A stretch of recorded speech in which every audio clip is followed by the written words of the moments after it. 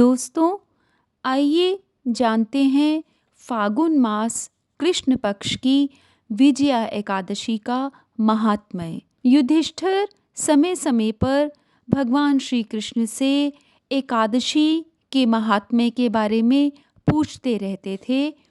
इसी प्रकार एक बार युधिष्ठिर ने पूछा, वासुदेव, फागुन के कृष्ण पक्ष में किस नाम की एकादशी होती है? कृपा करके बताइए। भगवान श्री कृष्ण बोले, हे युधिष्ठिर, एक बार नारद जी ने कमल के आसन पर विराजमान होने वाले ब्रह्मा जी से प्रश्न किया, सुरश्रेष्ठ, फागुन के कृष्ण पक्ष में जो विजया नाम की एकादशी होती है, कृपया उसके पुण्य का वर्णन कीजिए।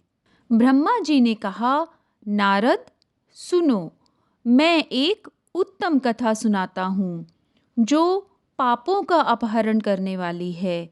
यह व्रत बहुत ही प्राचीन, पवित्र और पापनाशक है।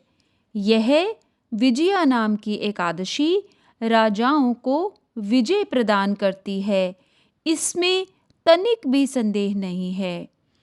पूर्व काल की बात है, भगवान श्री रामचंद्र जी 14 वर्षों के लिए वन में गए और वहां पंचवटी में सीता तथा लक्ष्मण के साथ रहने लगे।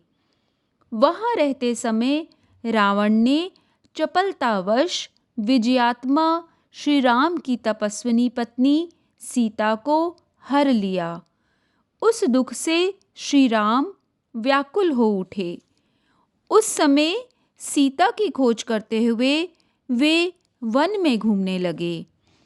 कुछ दूर जाने पर उन्हें जटायु मिले, जिनकी आयु समाप्त हो चुकी थी। इसके बाद उन्होंने वन के भीतर कबंध नामक राक्षस का वध किया। फिर सुग्रीव के साथ उनकी मित्रता हुई। तत्पश्चात श्री राम के लिए वानरों की सेना एकत्रित हुई। हनुमान जी ने लंका के उद्यान में जाकर सीता जी का दर्शन किया और उन्हें श्री राम की चिह्न स्वरूप मुद्रिका प्रदान की। यह उन्होंने महान पुरुषार्थ का काम किया था। वहां से लौटकर वे श्री रामचंद्र जी से मिले और लंका का सारा समाचार उनसे निवेदन किया। हनुमान जी की बात सुनकर श्री राम ने सुग्रीव की अनुमति लेकर लंका को प्रस्थान करने का विचार किया और समुद्र के किनारे पहुंचकर उन्होंने लक्ष्मण से कहा, सुमित्रा नंदन, किस पुण्य से इस समुद्र को पार किया जा सकता है? यह अत्यंत अगाध और भयंकर जल जंतुओं से भरा हुआ है। मुझे ऐसा कोई उपाय नहीं दिखाई देता जिससे इसको सुगमता से पार किया जा सके। लक्ष्मण बोले, महाराज, आप ही आदिदेव और पुराण पुरुष पुरुषोत्तम हैं। आपसे क्या छिपा है? यहाँ द्वीप के भीतर बकदालभ्य नामक मुनि रहते हैं। यहाँ से आधे योजन की दूरी पर उनका आश्रम है। रघुनंदन, उन प्राचीन मुनीश्वर के पास जाकर उन्हीं से इसका उपाय पूछिए। लक्ष्मण की यह अत्यंत सुंदर बात सुनकर श्री रामचंद्र जी महामुनि बकदालभ्य से मिलने के लिए गए। वहां पहुंचकर उन्होंने मस्तक झुकाकर मुनि को प्रणाम किया। मुनि उनको देखते ही पहचान गए कि ये पुराण पुरुषोत्तम श्री राम हैं, जो किसी कारणवश मानव शरीर में अवतीर्ण हुए हैं। उनके आने से महर्षि को बड़ी प्रसन्नता हुई। उन्होंने पूछा, श्री राम, आपका कैसे यहाँ आगमन हुआ? श्री राम बोले, ब्रह्मन, आपकी कृपा से राक्षसों सहित लंका को जीतने के लिए सेना के साथ समुद्र के किनारे आया हूँ। मुने, अब जिस प्रकार समुद्र पार किया जा सके वह उपाय बताइए। मुझ पर कृपा कीजिए। बकदालभ्य ने कहा, श्री राम, फागुन के कृष्ण पक्ष में जो विजया नाम की एकादशी होती है, उसका व्रत करने से आपकी विजय होगी। निश्चय ही आप अपनी वानर सेना के साथ समुद्र को पार कर लेंगे। राजन, अब इस व्रत की फलदायक विधि सुनिए। दशमी का दिन आने पर एक कलश स्थापित करें। वह सोने, चांदी, तांबे अथवा मिट्टी का भी हो सकता है। उस कलश को जल से भरकर उसमें पल्लव डाल दें। उसके ऊपर भगवान नारायण के सुवर्णमय विग्रह की स्थापना करें।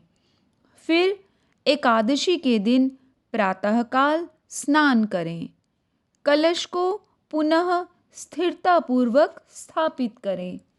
माला, चंदन, सुपारी तथा नारियल आदि के द्वारा विशेष रूप से उसका पूजन करें। कलश के ऊपर सप्तधान्य और जौ रखें।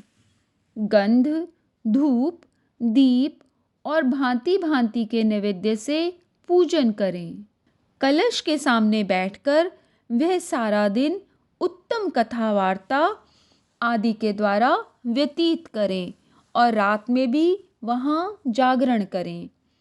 अखंड व्रत की सिद्धि के लिए घी का दीपक जलाएं।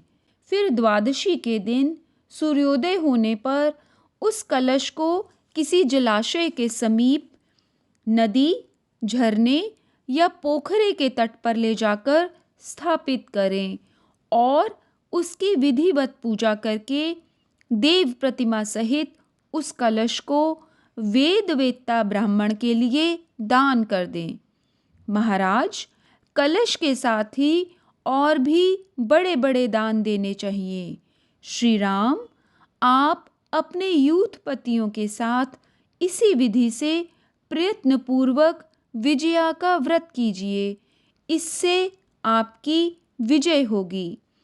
ब्रह्मा जी कहते हैं, नारद, यह सुनकर श्री रामचंद्र जी ने मुनि के कथनानुसार उस समय विजया एकादशी का व्रत किया।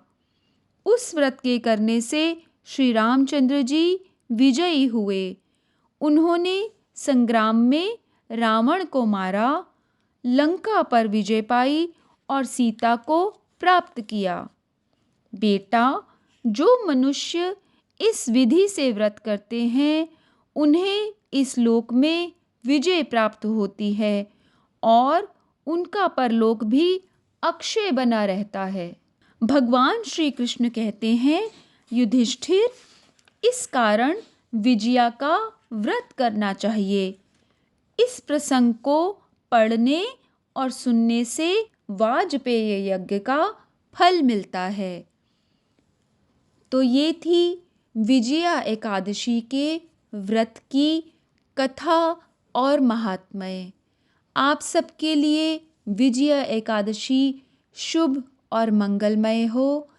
ध्यान रखिए, एकादशी का मतलब 5 ज्ञानेंद्रियां, 5 कर्मेंद्रियां और 11वां मन, इनका निग्रह करना, इनको संयम में रखना, बुरा न देखना, बुरा न बोलना, बुरा न सोचना, बुरी जगह नहीं जाना, बुरा खाना नहीं। इसी तरीके से अपने ज्ञानेंद्रियों, कर्मेंद्रियों और मन को निग्रह में रख के, संयम में रख के प्रभु नाम का जप कीजिए और व्रत कीजिए। भगवान करे आपकी विजय हो, आपका शुभ हो। ओम नमो भगवते वासुदेवाय।